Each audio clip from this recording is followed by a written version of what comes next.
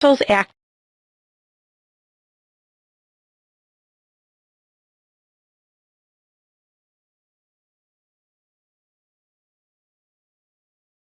The history of life on Earth is a mystery that biologists and geologists have been trying to unravel for hundreds of years.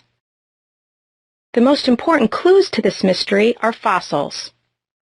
In order to understand how organisms evolved through time, we have to know when their fossils formed.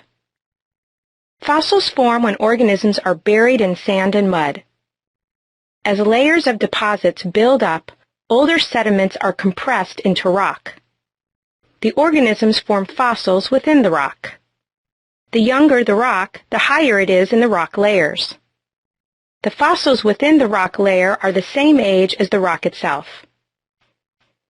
In studying the Earth, scientists discovered that similar fossils appeared in a consistent way through the layers or strata of rock in different locations around the world. These fossils acted as an index to the time the sediments of the rock were deposited.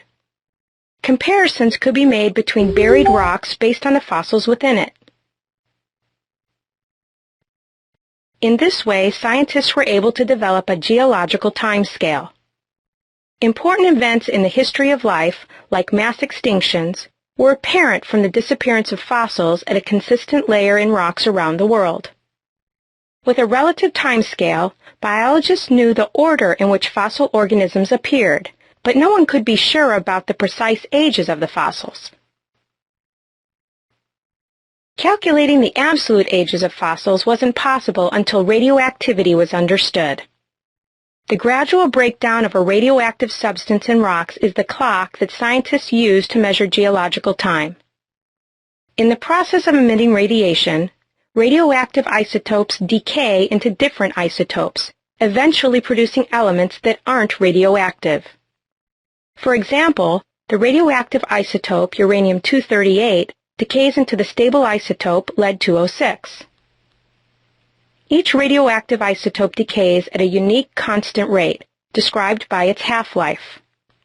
The half-life is the time it takes for half of a given quantity of a radioactive isotope to decay into another isotope. The half-life of uranium-238 is 4.5 billion years.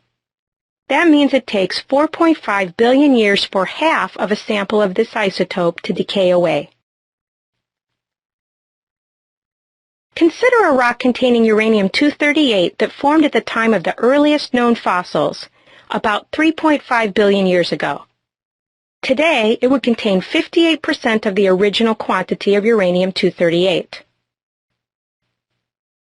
An isotope with a shorter half-life would be better for calculating the age of a younger rock. It takes millions of years for a significant amount of uranium-238 to decay from its starting level. An isotope with a shorter half-life would decay more significantly in a shorter time. The greater change in the amount of isotope would allow a more accurate measurement of the age of a younger rock. Radiometric dating is the method of determining the ages of rocks and fossils using radioactive isotopes.